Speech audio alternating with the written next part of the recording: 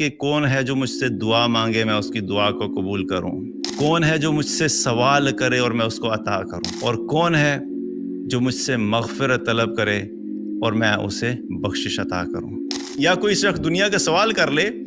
تو اس کو ایسے دیکھتے ہیں کہ پتہ نہیں اس نے کیا وہ گھٹیا انسان ہے کہ اللہ سے دنیا کی چیز مانگ رہے ہو تم۔ تو دنیا کی بھی جو سوال ہیں وہ بھی کریں، آخرت کے بھی جو سوال ہیں وہ بھی کریں، بخشش بھی طلب کریں، مغفرت بھی طلب کریں، اللہ کی رحمت بھی طلب کریں۔ اللہ سبحانہ تعالیٰ اس وقت عطا کرنے کے لیے پہلے آسمان پہ ہوتا ہے۔ اسی طریقے سے یہ جو راتیں ہیں، ویسے تو ان تمام راتوں کے بارے میں حدیث ہے، لیکن چونکہ آخری عشرہ ہے اس میں اکثر ہم رات کو اہتمام کرتے ہیں، ہمیں پتہ ہونا چاہیے کہ ایک بہت بڑی فضیلت ہے جس کو ہمیں ذہن میں رکھنا چاہیے۔ وہ کیا ہے کہ حدیث میں آتا ہے، اللہ کے نبی صلی اللہ علیہ وسلم نے فرمایا کہ اللہ تعالیٰ ہر رات کو اللہ تعالیٰ ہر آدھی رات کو اور ایک تہائی رات کے آخری حصے میں آسمان دنیا پر نزول فرماتے ہیں۔ یعنی جب رات گزر جاتی ہے تو آدھی رات سے لے کے جو آخری تہائی حصہ ہوتا ہے، رات کا بالکل آخری حصہ، فجر سے پہلے والا جو ٹائم ہوتا ہے، اس میں اللہ سبحانہ تعالیٰ آسمان دنیا پہ آ جاتے ہیں، یعنی جو پہلا آسمان جسے ہم کہتے ہیں، وہاں پہ آ جاتے ہیں اور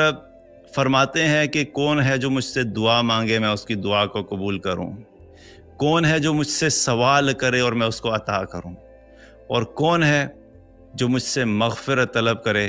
اور میں اسے بخشش عطا کروں۔ اور یہ سلسلہ جو ہے طلوع فجر تک جاری رہتا ہے، یعنی اللہ سبحانہ تعالیٰ کی رحمت اور مغفرت اور عطا کے دروازے جو ہیں وہ فجر تک کھلے رہتے ہیں۔ اب عام روٹین میں بھی یہ حدیث اپلیکیبل ہے،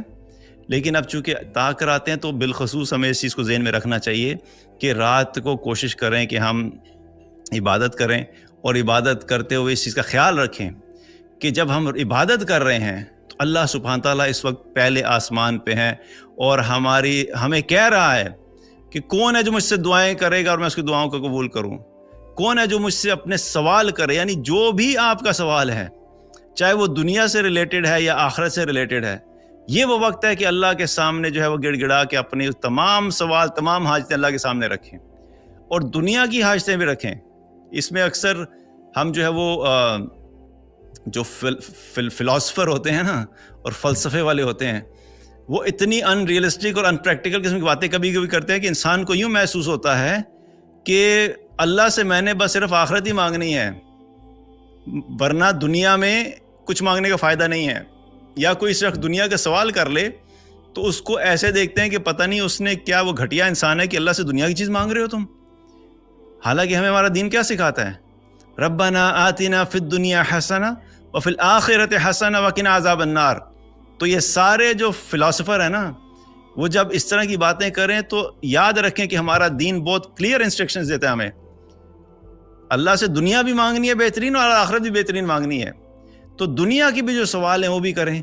آخرت کے بھی جو سوال ہیں وہ بھی کریں، بخشش بھی طلب کریں، مغفرت بھی طلب کریں، اللہ کی رحمت بھی طلب کریں۔ اللہ سبحانہ تعالیٰ اس وقت عطا کرنے کے لیے پہلے آسمان پہ ہوتا ہے۔ تو یہ بہت بڑی اپرچونٹی ہمارے لیے کہ آخری راتوں میں اس چیز کا خیال رکھیں، اس چیز کو ذہن میں کانشیسلی سوچتے ہوئے اس چیز کا اہتمام کریں کہ میرا اللہ میرے بہت قریب ہے اور میری ہر دعا کو سن رہا ہے۔ یہاں پہ ایک چیز کلیئر کر دوں، اس کا مطلب یہ نہیں ہے کہ اللہ سبحانہ تعالیٰ جب 7 آسمانوں سے اوپر اور عرش سے اوپر اپنے کرسی پہ جب ہوتا ہے تو وہاں پہ دعائیں سن نہیں سکتا، یا دعا وہاں پہ ذرا وہ آہستہ آواز میں پہنچتی ہے، ایسی بات نہیں ہے۔ اس حدیث کا مطلب کیا ہے؟ اللہ سبحانہ تعالیٰ اپنے بندوں کو انکریج کرنے کے لیے، ان کو یہ احساس دلانے کے لیے اور اپنی رحمت کا احساس دلانے کے لیے، اپنے قرب کا احساس دلانے کے لیے مینشن کر رہے ہیں کہ میں تمہارے لیے پہلے آسمان پہ آ جاتا ہوں۔ ورنہ اللہ کو دعائیں سننے اور قبول کرنے کے لیے پہلے آسمان پہ آنے کی ضرورت نہیں ہے۔ اللہ سبحانہ تعالیٰ العلیم ہے، اور جس وقت جہاں پہ کوئی شخص چاہے اپنے دل میں دعا مانگے، اللہ انسان کے دل کی دعا کو بھی سنتا ہے۔ انہ علیم بذات الصدور، دعا تو دور کی بات کہ وہ تمہارے سینوں میں اٹھنے والے خیالات کو بھی جانتا ہے کہ تمہارے دماغ میں اور دل میں کیا چل رہا ہے۔ تو جو اتنا جانتا ہے اس کو ہماری دعا سننے کے لیے پہلے آسمان پہ آنے کی ضرورت نہیں ہے، لیکن ہمیں احساس دلانا چاہتا ہے کہ دیکھو میرے بندو، میں تمہاری خاطر آل دا وے ادھر نیچے آیا ہوا ہوں، اب تم بھی کچھ ہمت کرو, تم بھی کچھ مانگو مجھ سے, میں تمہارے لیے آیا ہوں, اللہ کو تو کسی ضرورت نہیں ہے, تمہارے لیے میں آیا ہوں کہ آؤ مجھ سے مانگو, دعائیں کرو, سوال کرو, مغفرت مانگو, بخشش مانگو, میں اتنے قریب آیا ہوں, مجھ سے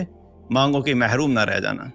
تو اس چیز کا بھی خیال رکھیں کہ یہ بہت بڑی اپرچونٹی ہے کہ ہمیں ان راتوں میں کوشش تو یہی کرنی چاہیے کہ انسان نہیں سوئے, لیکن اگر سونا بھی ہے تو تھوڑی دیر کے لیے سو کے دوبارہ اٹھ جائیں, اور ان 10 راتوں کے اندر تھوڑی سی محنت مشقت کریں, قربانی کر لیں, اور انشاءاللہ یہ کہ آگے جا کے ہمارے لیے یہ سب کام آئیں گے انشاءاللہ.